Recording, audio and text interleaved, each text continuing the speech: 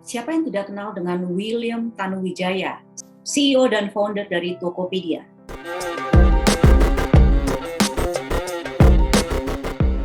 Siapa tak kenal Tokopedia, salah satu marketplace paling populer di tanah air.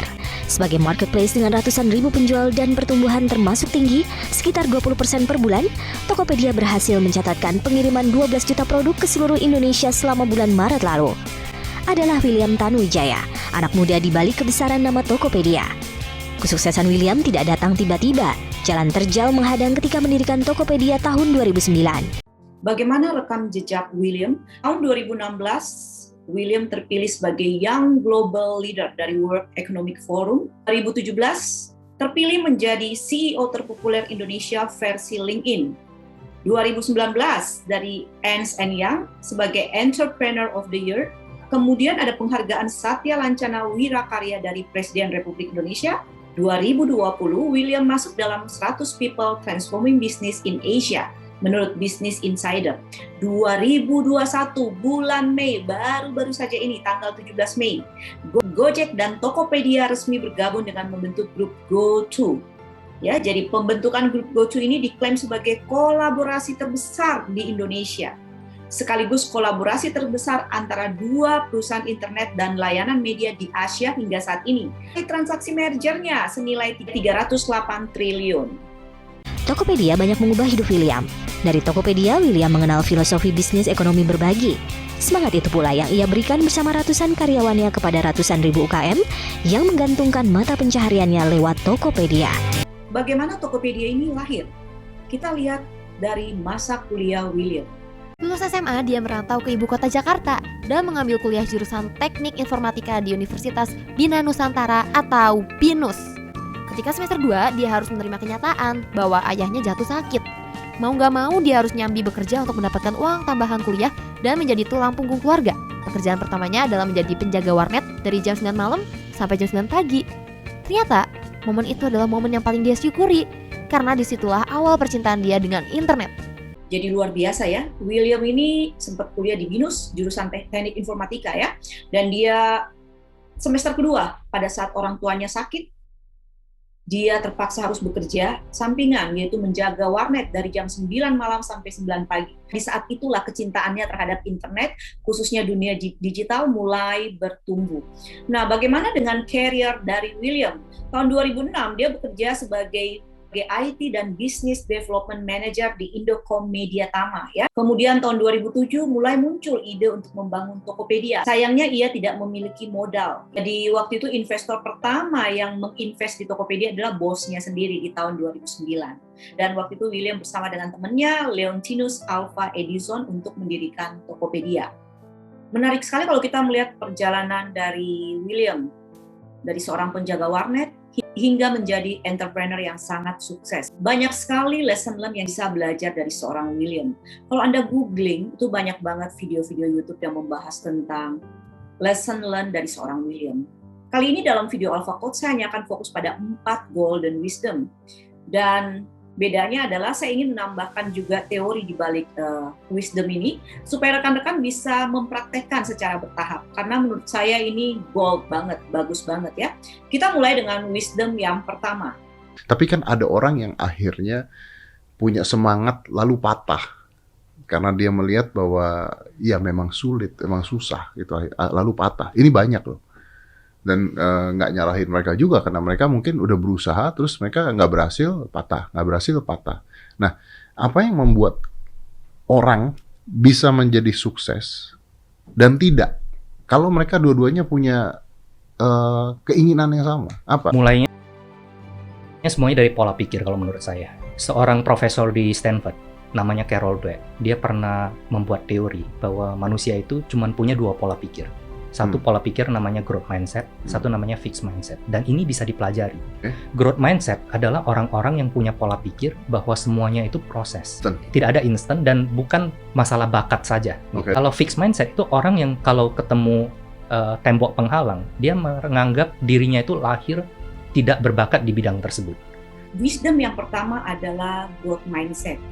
Growth mindset ini diperkenalkan oleh Carol Dweck ya, jadi seorang profesor dari Stanford University. Dalam bukunya yang cukup terkenal namanya Mindset: The New Psychology of Success ya. How we can learn to fulfill our potential, bisa melalui parenting, business, school, dan relationship. Kalau kita lihat fixed and growth mindset, ada 3 hal yang pembeda utama ya. Growth mindset melihat kecerdasan itu sebagai sesuatu yang bisa dikembangkan. Jadi kita belajar ada neuroplasticity di dalam otak kita ya. Bukan sesuatu yang dari lahir. Yang kedua, ini yang saya suka banget adalah orang-orang yang growth mindset, kalau menemui tembok penghalang atau kok kayaknya susah banget gitulah, hampir gagal atau mungkin gagal, pada titik itu juga dia mengatakan bahwa dia belum bisa, bukan tidak bisa. Yang ketiga, kegagalan sebagai bagian dari kesuksesan. Jadi kalau Anda belajar mencintai gagal, berani gagal, tidak takut untuk memulai, Anda sudah berada di growth mindset.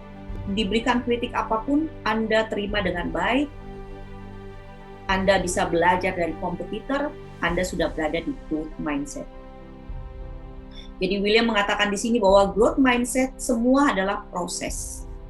Kegagalan bukan berarti saya tidak bisa, tapi saya belum bisa. Yang kedua, kita masuk golden wisdom yang kedua, filosofi bambu runcing. Jadi di sini ada 3 kata ya. Jadi yang pertama harus punya keberanian untuk memulai. Dan ini biasanya cukup challenging. Berani memulai, kadang-kadang kita sudah kalah dengan pikiran yang muncul.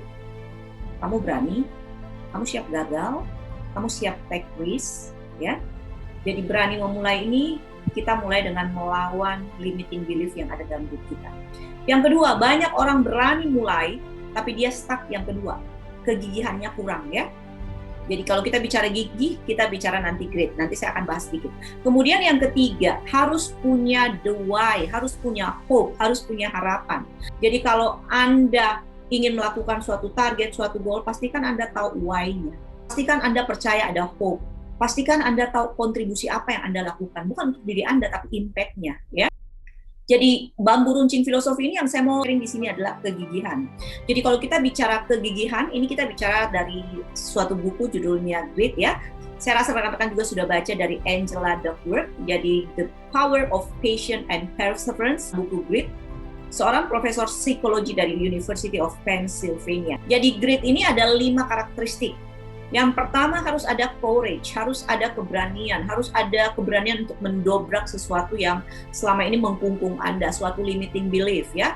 Anda berani keluar dari zona nyaman, itu ada courage, dan courage ini tentu bisa dilatih dari hal-hal kecil ya. Yang kedua, harus conscientiousness, atau bahasa halusnya di sini Anda selalu punya achievement oriented, selalu mau membuat target yang lebih level up ya, tidak status quo, tidak stagnan.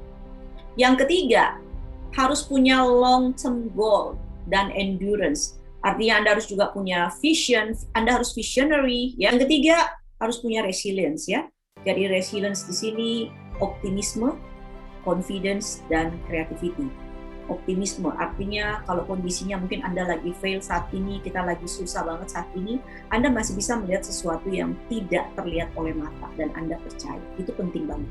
Dan yang terakhir, karakteristik dari grit adalah bukan perfection yang Anda cari, tapi excellence. Anda selalu mau continuous improvement. Jadi filosofi bambu runcing tadi kelihatannya simple ya. Berani memulai, kegigihan, dan yang terakhir adalah harapan. Tapi dalam kegigihan itu ada 5 faktor ini yang kita perlu refleksi. Apakah kita sudah memenuhi karakteristik grit itu? Wisdom yang ketiga adalah mimpi dengan mata terbuka. Orang-orang bermimpi dengan mata terbuka, apa yang mereka mimpikan, pikirkan, ucapkan, lakukan, itu konsisten. Mimpikan, pikirkan, ucapkan, lakukan, konsisten. Sederhana, tapi kebanyakan orang tidak melakukan itu. Ketika mimpi kita pikirkan, mimpi itu berubah bentuk, jadi rencana. Ketika rencana kita ucapkan, rencana berubah bentuk lagi, jadi komitmen. Ketika komitmen kita lakukan, komitmen berubah lagi, jadi kenyataan. Ketika mimpi kita pikirkan, maka berubah bentuk menjadi rencana. Nah, saya satu kata ini aja saya mikir. Kelihatannya simpel banget ya. Mimpi kita pikirkan, mimpi berubah bentuk jadi rencana. Saya mau mengangkat satu baris ini, ketika mimpi kita pikirkan, maksudnya pikirkan itu sampai sejauh apa sih agar bisa jadi rencana ya? Karena persepsi tiap orang beda-beda. Saya mau kaitkan khusus untuk satu kalimat ini dengan neuroscience. Jadi ketika mimpi kita pikirkan itu pikirkan seperti apa? Jadi saya ingin kaitkan di sini khususnya terkait dengan visualization yang berdasarkan kita lihat ada dari science base, ada dari energi dan quantum fisik. Waktu kita bicara tadi mimpi kita pikirkan seperti apa sih? Nah, kita perlu tahu dulu nih, di dalam otak kita itu ada namanya RAS. Itulah bagian dari otak yang membantu secara tidak sadar, secara subconsciously, membawa kita menuju ke goal yang sering Anda pikirkan di kepala Anda.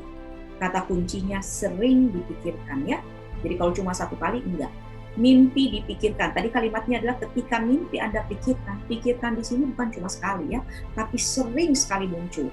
Jadi kalau ada suatu ide, ada satu gagasan yang kayaknya berulang-ulang muncul dalam periode yang cukup panjang, Anda harus hati-hati. Hati-hati di situ artinya apa? Anda pikirkan dengan serius. Nah, kenapa pikirkan di sini menjadi penting gitu? Karena itu awal mulanya ide ada, jangan kita ignorance, jangan kita neglect gitu ya. Nah, karena RAS ini fungsinya. Yang kedua, RAS ini fungsinya dia sebagai dua hal. Yang pertama dia sebagai filter system dan gatekeeper. Dia filter, dia menyaring. Jadi mirip seperti Google. Kalau Anda mengatakan, oke, saya dapat ide, saya mau buka bakery shop ya, saya mau buka toko roti. Tapi saya bingung rotinya apa. Tapi saya mau buka toko roti. Anda mengatakan itu. Dan Anda mengatakan itu sering ya, mengatakan arti kita pikirkan juga sering, maka yang terjadi adalah otak Anda secara cepat akan menfilter informasi-informasi yang terkait dengan bakery shop tadi. Jadi kalau kita bicara di sini tadi reticular activating system, dia seperti filter dan gatekeeper. Jadi contohnya seperti ini. Kalau Anda ketik di Google, ini contohnya, banyak orang yang mengatakan mau kaya. Kalau Anda googling mau kaya, munculnya adalah 115 juta hasil. Banyak banget. Tapi kalau Anda mulai fokuskan lebih spesifik, mau income naik, itu munculnya cuma 1.600.000. Kalau Anda lebih spesifik lagi, mau income naik 10% per bulan, kira-kira saya kerja apa atau jual apa ya, itu hasilnya 67.700. Artinya di sini adalah, mimpi yang Anda pikirkan, pastikan spesifik. Jadi kalau Anda mau buka toko bakery, nggak apa-apa. Saya benar-benar mau buka toko bakery, itu dulu yang ada di pikiran. Pada saat Anda sudah mengatakan saya mau buka toko bakery, mungkin lebih spesifik lagi dalam 1 tahun ke depan, atau saya mau cari guru bakery dulu, Anda ganti lagi, saya mau cari guru bakery dulu yang saya bisa belajar 3 bulan ke depan. Pada saat ide itu Anda sering pikirkan, maka jangan kaget dalam hari-hari atau minggu-minggu ke depan, pada waktu Anda baca berita, baca news, atau mungkin sosial media, itu akan muncul. Akan muncul yang Anda cari. Kenapa? Karena dari sekian banyak informasi yang lewat, otak Anda hanya menangkap apa yang Anda pikirkan dengan serius. Jadi hati-hati dengan kalimat, ketika mimpi Anda pikirkan, maka mimpi berubah bentuk jadi rencana. Anda pertama mikir mau buka bakery shop, tapi dan Anda mulai mikir lagi, saya kayaknya mau belajar dulu deh 3 bulan punya, dan muncul guru-guru, ahli-ahli chef yang Anda mau belajar, dan Anda buat planning. Anda mulai mau belajar kapan, Anda butuh duitnya seperti apa ya. Ketika rencana kita ucapkan, rencana berubah bentuk jadi komitmen. Anda komit untuk mengambil kursusnya 3 bulan, let's say. Ya. Jadi Anda komit, Anda mengikuti pertemuan, datang, menyiapkan alat-alat dan sebagainya. Anda sudah tahu mau ngapain ya, Anda punya komitmen. Ketika komitmen kita lakukan, komitmen berubah jadi kenyataan. Anda sudah bisa bikin cake sendiri dengan versi Anda, dan bukan cuma belajar dari satu guru, mungkin Anda nonton YouTube, Anda tambahkan versi lain, dan Anda bikin kreativitas Anda sendiri. Itu udah jadi ide yang semula di kepala itu jadi. Ya. Nah, yang keempat, golden wisdom ini, yang keempat saya suka banget, yaitu finite dan infinite game. Di finite game itu seperti olahraga misalnya sepak bola. Aturannya itu jelas. 45 menit 1 babak, 2 babak, siapa yang mencetak gol lebih banyak dalam 2 babak menang. Jadi awal mulanya itu dari buku, kalau kita lihat Finite dan Infinite Games ini jadi dari James Clear ya. Dan Simon Sinek juga memunculkan Infinite Game. Jadi yang menarik dari finite and infinite games ini, Bisnis, relationship, hidup Doesn't follow the itu rules. tidak punya Nggak ada aturan. aturan yang kaku. Aturan itu berubah seiring perubahan perilaku zaman, perilaku manusia, dan seterusnya. Tidak ada yang benar-benar menang atau kalah dalam sebuah hubungan, sebuah life goals gitu. Infinite game ini, orang menjalankan bisnis dengan pola infinite game, dia itu nggak mencari nomor satu. Lawan terbesar buat dia adalah diri Diri sendiri. dia sendiri. Ya. tadi kita lihat ya, William menjelaskan finite dan infinite game dari sisi bisnis. Jadi infinite games ini ada 3 yang saya garis bawahi. Yang pertama, purpose orang-orang yang bermain di infinite games ini adalah purpose untuk impact yang lebih besar. Jadi bukan untuk diri sendiri. Yang kedua, karena impact-nya lebih besar, bagi mereka nggak ada masalah winning or lose. Tapi yang penting adalah bagaimana dia bisa mengupgrade diri, bagaimana dia bisa continuous improvement untuk selalu memberikan yang terbaik. Ya. Dan yang ketiga, fokus mereka adalah legacy. Ingin meninggalkan sesuatu yang besar, yang berdampak pada orang banyak. Jadi mereka tidak akan, tergila-gila dengan sesuatu yang berbau quantity ya. Berapa untung gue, berapa profit, berapa follower. Walaupun mungkin itu part of the business, tapi bagi mereka itu bukan tujuan besarnya. Tujuan besarnya adalah bisa meninggalkan legacy, bisa berimpact. Jadi kalau kita lihat di sini finite games, semua rules jelas, gamesnya pasti berakhir ada winner dan loser. Jadi kalau Anda menyatakan mau siap masuk terjun ke dunia entrepreneur dan Anda berharap saya maunya semua terkontrol, semua rules-nya ada, then maybe you need to rethink about this ya. Karena waktu Anda masuk ke dalam dunia entrepreneur seperti William tadi bilang, business, relationship itu kita nggak bisa predict. Kadang-kadang out of our control. Karena banyak hal yang terjadi, banyak trend, ada global ekonomi, ada makro, perubahan makro ya, ada societal change, ada perubahan tren, itu mempengaruhi semua. Apakah Anda siap bermain di infinite games atau tidak? Jadi kalau Anda bermain di infinite games, kita bicara what best for others. Nah yang terakhir, ini penting banget selain 4 wisdom tadi, yaitu selalu rendah hati dan bersyukur. Bagaimana kita melihat William yang luar biasa, sampai saat ini pun kalau Anda lihat, Anda menganalisa ya William ketika diwawancarai oleh berbagai jenis, humble, humility-nya itu tinggi banget. Saya suka banget belajar dari William, jadi selalu rendah hati dan bersyukur. Kalau gelas kita setengah penuh, Bisa kita diisi. tuh selalu merasa bahwa kita itu belum mentok gitu. Jadi selalu ada ruang untuk belajar. Dan untuk belajar itu, seringkali itu kita harus unlearn atau punya kebesaran hati untuk mengakui bahwa apa yang kita pelajari sebelumnya, apa yang sudah kita miliki sebelumnya, itu bisa jadi sudah tidak relevan, bisa jadi salah. Wah ini nggak gampang loh. Nggak gampang, tapi ya memang harus mulai dari diri sendiri. Jadi rendah hati di sini diartikan bahwa kita selalu menganggap gelas kita setengah penuh. Jadi kita selalu mau belajar dari siapapun, ya. Bersyukur di sini membantu menguatkan kita, terutama di saat-saat titik-titik kegagalan kita. Walaupun kita gagal sedemikian rupa, kita masih bersyukur bahwa, wah, kita masih sehat, kita masih bisa makan mungkin ya, masih punya tempat teduh.